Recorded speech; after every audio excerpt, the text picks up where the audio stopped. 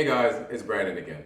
So, for those who are wondering why I did not post on Saturday, it is because, well, as I mentioned before, if there's nothing significant going on in the economy that I believe won't have a lasting impact on us and our finances, I won't report on it because it's just a waste of time. It's just for clout. And I don't want to just be one of those people just putting information out there just to put it out. Everything that I put out should be of value and should have some incremental values to your lives.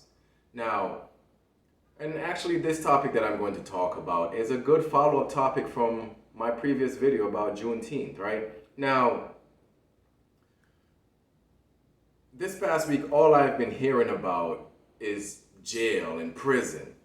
And today, this video is for a specific demographic. Men who look like me, men of color, black men. Because the more we learn, the more we understand, the better we tend to do. And the part of the reason why we're not excelling as fast as we should, especially on an economical level, is because a lot of us are lacking certain information. So this is why everything I try to gather, or everything I have gathered throughout my life, I try to put it out there, right? Now, I used to say this a long time ago. When slavery ended, racist America had a different plan. Now,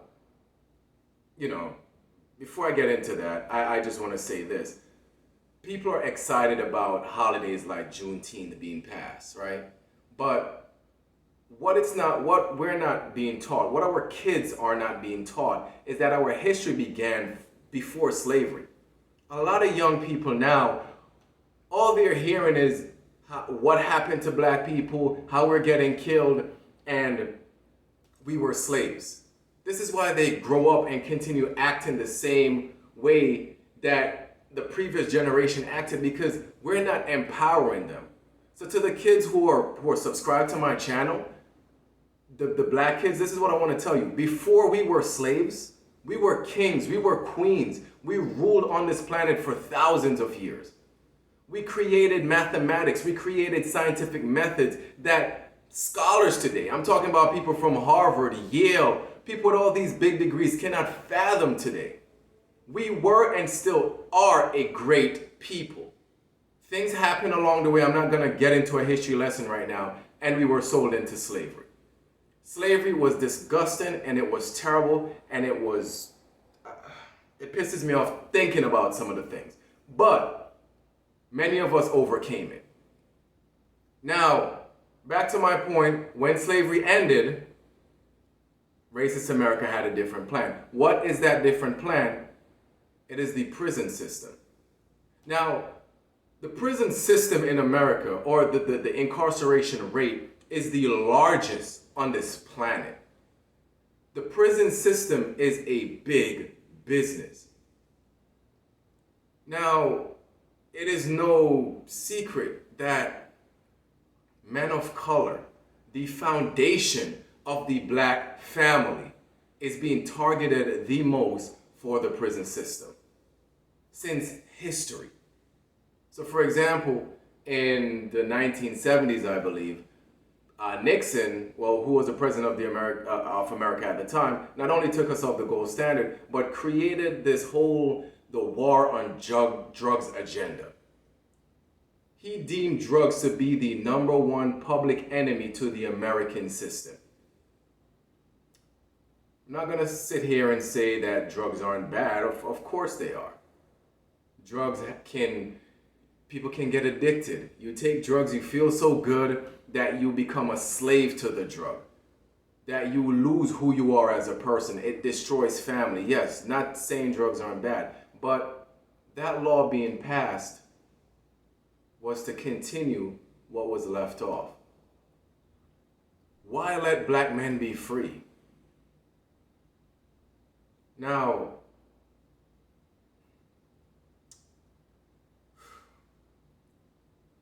sorry, it is just a lot going on in my head of how messed up the system can be. But when they passed this war on drugs, remember, right? Black men didn't have certain opportunities back then. We were in situation of poverty. And with poverty, what comes? crime.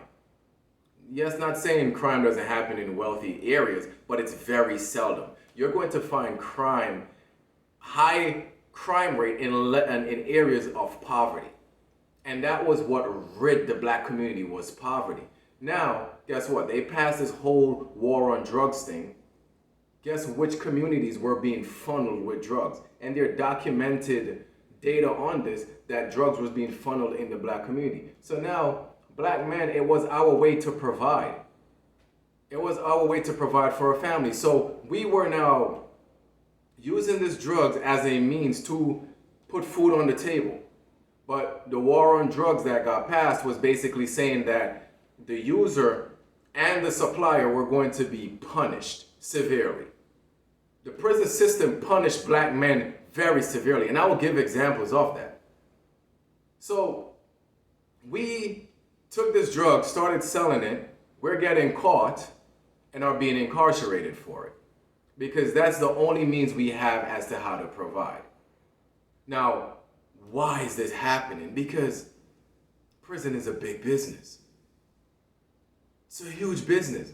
The way prison makes money is this. They go into contracts with the US government, and the government pays them X amount of dollars for X amount of days per inmate. So for example, mathematical equation. If you committed a crime, right? The prison is benefiting from you based on how long you are in the prison system. So that is what's happening. Now, when we are prisoners, guess what they're doing? They're using our labor. You're in prison, you're working for literally cents on the dollar per day. I think the wage for prisoners are, 70 cents per hour, 80 cents per hour? And the big businesses that we support are using this cheap labor. Now, let me ask you this. What is the whole purpose of a business, right? The whole purpose of a business is to create profit. Now, what is one thing that cuts into business profits? Expenses. And yes, I'm a businessman, so I'm going to find ways as to how to cut expenses every way I can. What I'm going to do, I am going to use the cheapest form of labor I can get to create the highest grade of products for consumption. That is what they're doing. Big companies, what they do, they don't put themselves out there that they use prison labor to do the work for them. What they do is this. They enter into subcontracts. By entering into subcontracts, you are not going to know who is behind that. And it's the subcontracted company that use the labor that then in turn benefit the big business. And the problem is that this is happening over and over and over again. And we as a people, we keep falling for it. We are this pawn in their chess game. We don't realize what they're doing. This is why I preach economics so much, because once we understand what is going on in the economy, we can really see how stupid we look doing a lot of dumb stuff. They put the drugs in front of us so we go sell it. They put crime into our neighborhood and it's enticing and we grab it. What we need to do as a people is this, is to really come together. Not when a cop kills us, we organize and go out there and march and all of that. Yeah, that stuff is good. But 12 hours later, after a cop kills somebody and we go march, guess what happens? Another one of us gets gunned down. Another one of us is fighting against each other, killing each other. We need to become internally better. We need to become more disciplined. Because by doing that, we can now create. We're so conditioned to believe that this world is so, so scarce, when there are an abundance of resources, abundance of ways available to us as to how to create wealth. But they're not going to teach us this in school. Our parents don't know this. Our grandparents don't know this. So everything looks hard to us. The opportunities are there. And this is to any black man that needs the help. Like, yo, if you need to be educated on certain things, reach out. Instead of criticizing how y'all doing in the DMs and on Facebook talking about how I'm showing off or how I act like I'm better than you. No, look past that bullshit. Reach out, be like, yo, how could this brother help me? And I will help.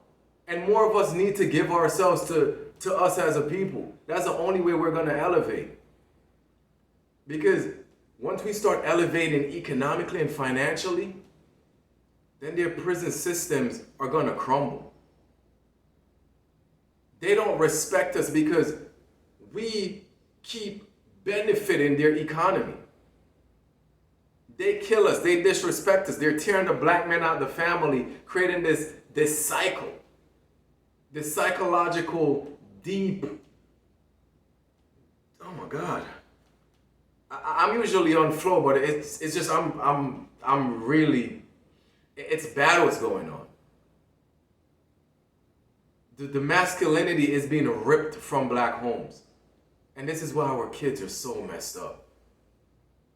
We need to be there for our kids. If you're not going to do it for yourself, do it for your kids. Do it for the next generation. Remember, when slavery ended, they had a different plan. And this is what's going on. Most of us are in prison. Most of us are locked up. Then there are in colleges. We're getting the harshest punishments possible. This is no secret. For example, if you look at gentleman Faith Winslow in 2008, they gave the man life in prison because he sold 2 dime bags or something like that. That's about $20 worth of drugs. And they gave the man life and only let him go after 12 years.